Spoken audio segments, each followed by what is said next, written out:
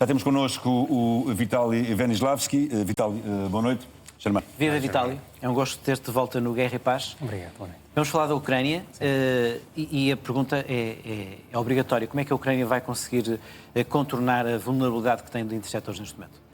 Bom, sem dúvida alguma que este é o desafio do ano para a Ucrânia, até agora, obviamente, a guerra não para e novos desafios certamente surgirão, certamente outros serão resolvidos, mas hoje a Ucrânia tem, e todos nós já sabemos, e os nossos telespectadores obviamente estão já cansados de ouvir, que a Ucrânia está a zeros com capacidade de interceptar mísseis balísticos russos. Capacidade, o melhor míssil interceptor que permite fazer a defesa aérea contra alvos balísticos russos é o míssil PAC-3, que é lançado pelo sistema Patriot.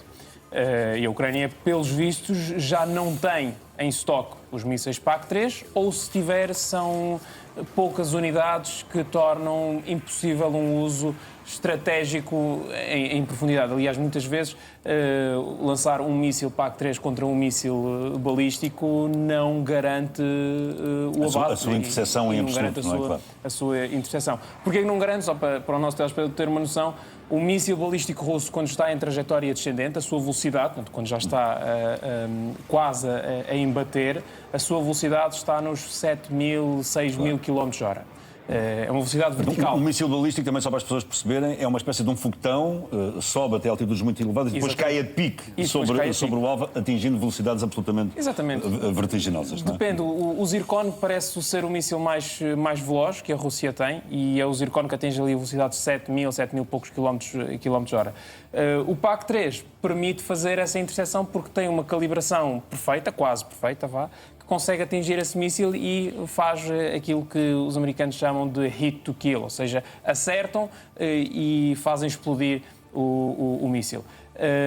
Outros sistemas de defesa aérea que a Ucrânia possui, não só aqueles que a Ucrânia produz, mas também aqueles que são fornecidos pelos países europeus, não têm esse tipo de precisão e não são feitos para alvos balísticos, como João há pouco explicaste muito bem do que é um míssil balístico.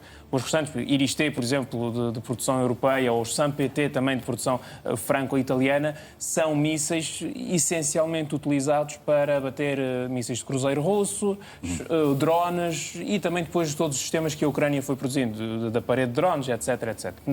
Obviamente que hoje a Ucrânia tem essa dificuldade, a Rússia está a explorá-la e vai continuar a explorar, e ainda vamos ver o que é que a Coreia do Norte poderá trazer para esta mesa, porque a Coreia do Norte vai começar também a fornecer mísseis balísticos à Rússia para estes serem utilizados. Aliás, Zelensky já falou das primeiras unidades que foram utilizadas para atacar. Portanto, estamos num período de testes, os russos estão a começar a testar e estão a coordenar com os coreanos os testes e a forma como eles têm-se comportado nas operações. Agora, em termos de saídas, a Ucrânia tem realmente, a curto prazo, poucas saídas. Mas este apelo que Zelensky fez hoje aos Estados Unidos, um apelo desesperado, não é? De certa forma, vai dar alguma coisa na tua opinião, Vital? O apelo em si vale de pouco. O que importa aqui é criar uma estrutura internacional. Portanto, para nós resolvermos o problema, temos que ter, mais uma vez, a partilha do ónus e da responsabilidade. Ou seja, a única via que neste momento eu vejo possível para a Ucrânia a curto prazo conseguir ter esses mísseis seria, por exemplo, um seguinte esquema. Os Estados Unidos fornecem à Ucrânia os mísseis PAC-3 e o estoque dos Estados Unidos é reposto pelos mísseis PAC-3 produzidos no Japão. Porquê? O Japão alterou a sua Constituição de Forças de Defesa e, portanto, permitiu a exportação... Ainda há pouco os germanos estavam a falar disso. Exatamente. Permitiu, aliás, os japoneses nem chamam isso de exportação, chamam de devolução dos mísseis PAC-3 aos Estados Unidos. É o único país a quem os japoneses se permitiram exportar, portanto, não vão exportar à Ucrânia, não vão exportar a mais ninguém, exportar aos Estados Unidos.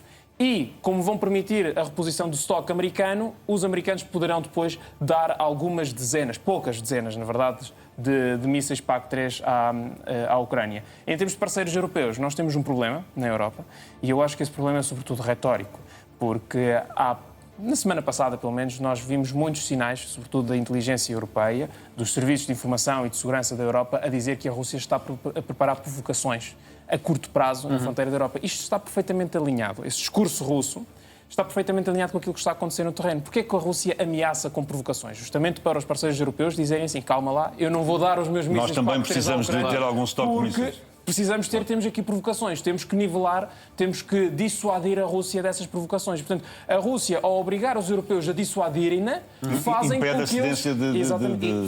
que a Ucrânia fique isolada. E vês como credível aquilo que há pouco estava a dizer, o que disse o Madiar, que a Rússia poderá atingir quase o triplo do que consegue neste momento em cada salva de mísseis, de 77 para 200 em cada ataque?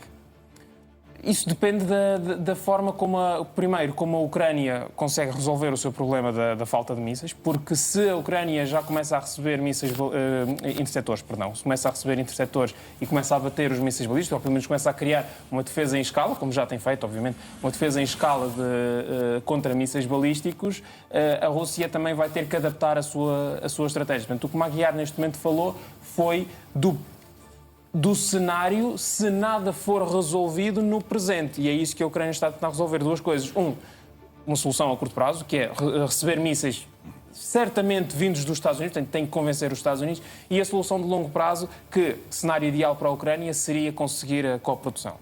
Sim, mas isso... Muito pouco provável. Mas entre o momento... Vamos admitir que a coprodução avança. Sim. Entre o momento em que essa coprodução avança até ao momento em que há Patriots coproduzidos, não é? Made, entre aspas, na Ucrânia a serem usados, isso demora... Há ali um hiato considerável, não é? Isso vai demorar, João, anos. Na verdade. E não só. Primeiro ponto. Os Estados Unidos... Os PAC-3, nós todos dizemos mísseis Patriot, mas mísseis Patriot são várias famílias. GMT, claro. PAC-2, claro. PAC-3, são várias dezenas. Nós estamos aqui a falar essencialmente dos mísseis PAC-3. Porque, aliás, nós falamos muito que a Alemanha tem licença de produção PAC-3, não tem? Não tem. Sim, a Alemanha tem licença de produção de GMT, que são a versão moderna dos PAC-2. Está a tentar negociar com a Lockheed Martin os PAC-3, mas a situação não está a avançar todo. Porquê? Porque aquilo é joia da coroa da defesa aérea americana. Os PAC-3 e os mísseis Estado. Os Estados Unidos estão muito reticentes em oferecer a um país que está em guerra neste momento, portanto, é um campo de batalha, com uma linha da frente que mexe muito pouco, mas que mexe com constantes penetrações e infiltrações, não só de forças militares, mas também de grupos de espionagem industrial, está muito reticente em oferecer os segredos da sua joia da coroa. E, portanto, temos esse problema, temos o problema da indústria, temos o problema da falta de cadeias de fornecimento para a Ucrânia, e tudo isto, até ser resolvido, garantias dadas pela Ucrânia, cadeias montadas, vai demorar certamente anos. Vital, estamos a 5 semanas de eleições na Rússia. Sim. Eleições na Rússia é uma coisa sempre muito relativa, claro. Mas há alguns sinais de algum nervosismo de Putin. A questão da legalização do Yablok, o único partido que tinha sido aprovado, um único partido anti-guerra, e que, na verdade, há uma lei na Rússia que criminaliza quem esteja contra a guerra na Ucrânia. Havia essa especificidade. Há sinais que o partido de Putin, Rússia Unida, está com alguns problemas, mesmo em alguns pontos, e, portanto, a percentagem pode não ser extraordinária. E, portanto, como é que antecipas isso? E se é verdade algo que Zelensky tem dito, que é, a seguir essas eleições, pode haver uma grande mobilização militar russa? E até meio milhão de pessoas, não é? Que pode atingir até meio milhão de pessoas, não é? Sobre o pós-eleições é um pouco mais difícil nós falarmos. Zelensky fala também operando-se em relação a dados que os serviços de informações, as secretas ucranianas vão capturando. Aliás, há alguns meses Zelensky publicou alguns dados que as secretas ucranianas conseguiram sobre a necessidade do comitê político do Yedinaya Rossiya, do partido da Rússia Unida, do partido de Vladimir Putin, que estava a sentir os desafios da manutenção do poder e que está a descer imenso nas sondagens. A ilegalização do partido Yabloko, portanto, a sua não participação nas eleições, garante ao partido Rússia Unida votos. As pessoas que eventualmente iam votar no Yabloko, neste momento, vão desistir de ir a votações. Vão fazer pseudo-manifestações como na Rússia acontecem, não vão fazer nada de mais, vão ser presas dezenas de milhares de pessoas, vão passar pelo processo burocrático e demoroso dos tribunais, uns vão acabar presos, outros vão acabar libertados, outros vão acabar calados para sempre. Portanto, vai haver esse processo e ele é normal, mas eu não acho, e não vale a pena nós estarmos aqui à espera que os números que Vladimir Putin vai apresentar nas eleições vão ser baixos. Claro. Vão ser altíssimos, será mais uma vitória, entre aspas, avassaladora. Mas não vão ser os 90% com que foi reeleito na última vez. Não sei, não sei. Eu acho que a Rússia é um país fascinante, Vladimir Putin consegue ser eleito com 120% até.